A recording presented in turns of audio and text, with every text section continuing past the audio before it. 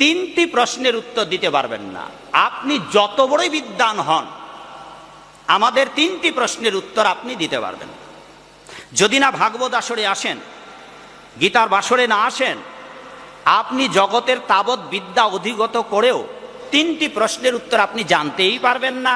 কারণ এই তিনটি প্রশ্নের বিষয়ে আপনি জানতে পারবেন না স্কুলে, জানতে পারবেন না কলেজে, বিশ্ববিদ্যালয়ে। প্রশ্ন তিনটি শুনুন বাবা। এক, জন্মের আগে কোথায় ছিলাম? আচ্ছা, আজ পর্যন্ত কোনো স্কুল কলেজে পড়েছেন আপনারা, বিশ্ববিদ্যালয়ে, যে জন্মের আগে কোথায় ছিলাম? কিরে মা বাবা, কেউ জেনেছেন লেখাপড়ার সময় যে জন্মের আগে কোথায় ছিলাম?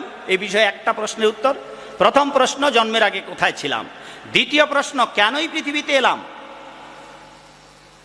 তৃতীয় প্রশ্ন, আপনারা এখানে এসেছেন আলোচনান্তে, সবাই যার যার গৃহে ফিরে যাবেন। মাগো বাবা, সবাই তো আপন আপন গৃহে ফিরে যাবেন। আজ রাতে যেই বাড়িতে ফিরে যাবেন, যেই দরজা দিয়ে ঢুকবেন ওই বাড়িতে, চিরদিনের জন্য ওই বাড়ির দরজা দিয়ে একদিন আপনার এই খলিশা গ্রাম নয়, বাংলাদেশ নয়, গোটা পৃথিবীটা ছেড়ে যেতে হবে আপনার ওই বাড়ির দরজা দিয়ে। 3 নম্বর প্রশ্নটা হচ্ছে, আজকে তো বাড়িতে যাবেন। আচ্ছা বাবা, বাড়িতে গেলেন, কারো যদি মন্দ ভাগ্য হয়, আগামীকাল সূর্য উদয় হলে কি হবে আগামীকাল? আচ্ছা মা, কারো ভাগ্যে যদি সূর্য উদয় না হয়, তাহলে আগামীকাল না হয়ে যদি কারো কপালে পরকাল হয়, প্রশ্নটা ওই জায়গায়, সেদিন যাবেন কোথায়? সেদিন যাবেন কোথায়? হ্যাঁ, এই যে মায়ের স্বামী নাই, ওই মায়ের স্বামী নাই, আর কোনোদিন আসবে? বাবা আসবে আর বলবে ওগো বউ এসেছি? কারো বাবা মা আসবে? আসবে না। যাবেন কোথায়? সেদিন খাবেন কি? আপনি ব্যাগ ট্যাগ নিয়ে বের হয়েছেন, রাস্তায় আপনাকে জিজ্ঞাসা করছে দিদি কোথায় যাবেন, হ্যাঁ, আপনি যদি উত্তরটা দেন ভাই জানি না কোথায় যে যাব। কি বাবু, আপনি ভদ্রলোক, মোটরসাইকেল স্টার্ট করেছেন, হঠাৎ বন্ধুর দেখা, যে দাদা যাবেন কোথায়? ভাই জানি না। তা আপনি কি বুঝবেন? রেডি হয়ে বেরিয়ে যাচ্ছে, কোথায় যাবে জানে না, তার মানে কি তার ঠিক আছে, মাথা ঠিক আছে? তা আপনি যেদিন মরে যাবেন, আপনার বাপ গেছে, তার বাপ গেছে, আপনার স্বামী গেছে, নিজের চোখের সামনে আপনার স্বামীকে বিদায় দিলেন, নিজের চোখের সামনে নিজের কাঁধে করে বাপকে শ্মশানে দিয়ে আসলেন, আর আপনি যতক্ষণ বেঁচে আছেন আনন্দ করো। নিজের বাপ যে কোথায় গেল বলতে পারছেন না। তা সেই জন্যে এই তিনটি প্রশ্নের উত্তর ভাগবত আসরে না আসা পর্যন্ত জানতেই পারবেন না। জন্মের আগে কোথায় ছিলাম, কেন এখানে এলাম, মৃত্যুর পর কোথায় যাব, খালি যাব। এ জগতে তো কত ভোগের জন্য কত কিছু আপনারা খাওয়া দাওয়া করেন। মাগো, আপনাদের এই গ্রামের মায়েরা পান খাও? কেউ পান খাও তো? মা খাও? মা এখানে পান খাও? মা আসছো? কেউ কেউ খাও না? একটু হাসো না মা, দেখি সবার মুখগুলো দেখি। মা খাও তো? আপনি খান না? আচ্ছা, কেউ তো খায়। মা খাও? খাও না? একটু হাসো। এই তো খাও। হ্যাঁ হ্যাঁ। এইবার আপনার শ্বশুর আছে? শ্বশুর শ্বশুর আছে? মরে গেছে? নাই। তাহলে শ্বশুর বাবায় শাশুড়ি নাই? কেউ নাই। তাইলে মায়ের শ্বশুর পানের বরস লাগাচ্ছে, আর শাশুড়ি মা সুপারির গাছ লাগিয়ে যত্ন করতেছে, আমাদের বৌমা আসবে খাবে। কি খাবেন মাগো পারে গিয়ে? এই জগতে তো জাবর কাটছেন আপনারা, আর জাবর কাটা কার কাজ? এটাও বাদ দিতে হবে মা ধীরে ধীরে। সেই জন্যে আপনাদের এমনভাবে কিছু কথা বলবো যেগুলো আপনাদের শুনতে অনেকটা বেসুরা লাগবে। হরিতকি খেতে কারো ভালো লাগে না, আমলকি, বয়রা, এটা কি রসমালাই চমচম, চমচমের মতো, কিন্তু খারাপ লাগলেও আয়ুর্বেদ শাস্ত্র বলেছে যদি এখান থেকে নিচে যায় হরিতকি রস, আমলকি রস, তাইলে জীবনে আপনার কোনো ক্ষতি করবে না। আর যা যা বলবো মা বাবা গো, আপনাদের কানে যদি বিষের মতোও লাগে, ধৈর্য ধরে খালি হজম করার চেষ্টা করুন, আপনাদের শুভোদয় হবে এবং কল্যাণকর হবে।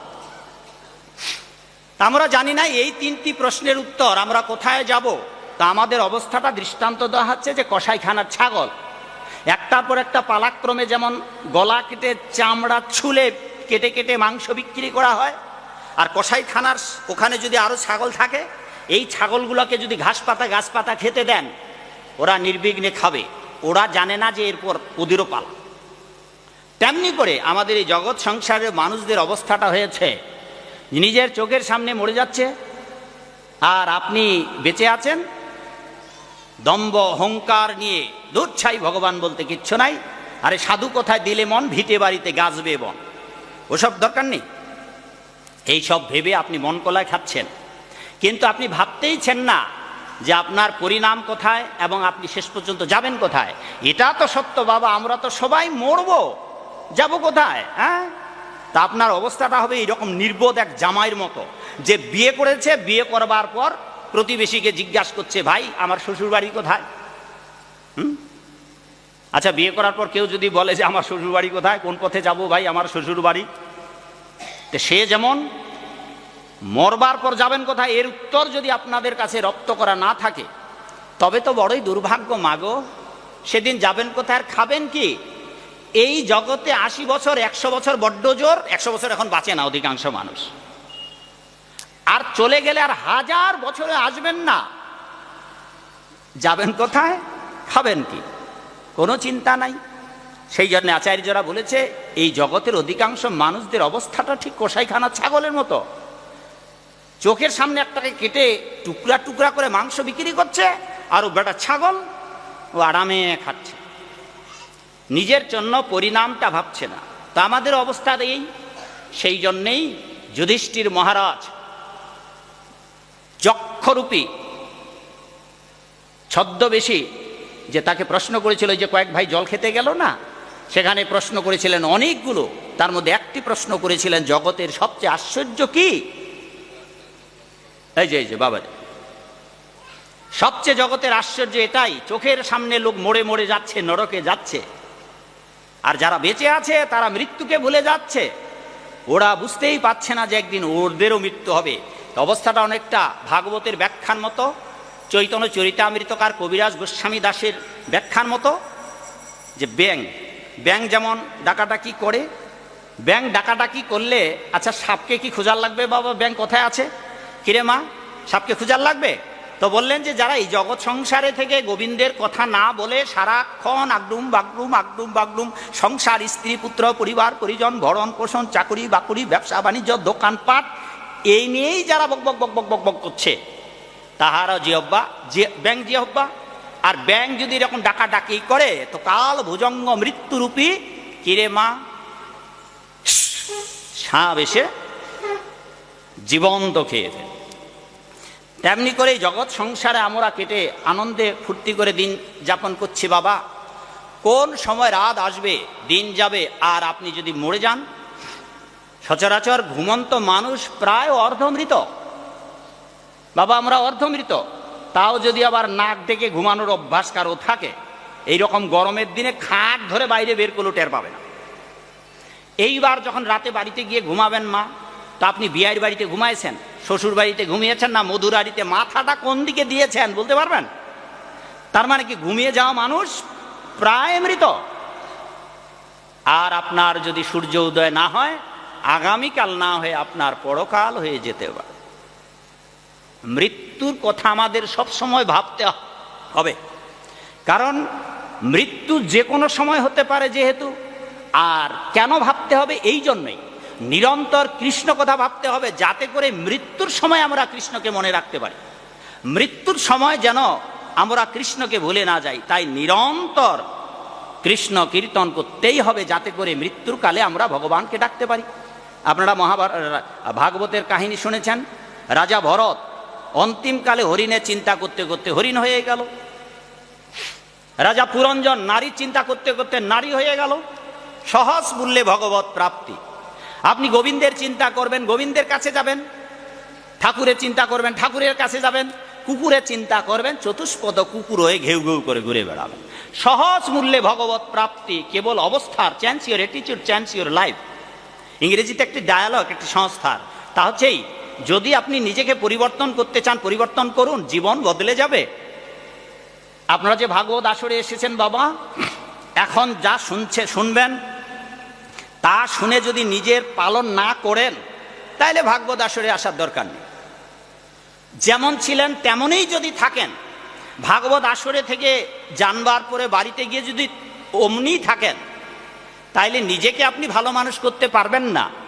যদি আপনারা নিজেকে ভালো মানুষ করাতে চান, সাধু হতে চান, একদিন তো মরবেন, যাবেন কোথায়?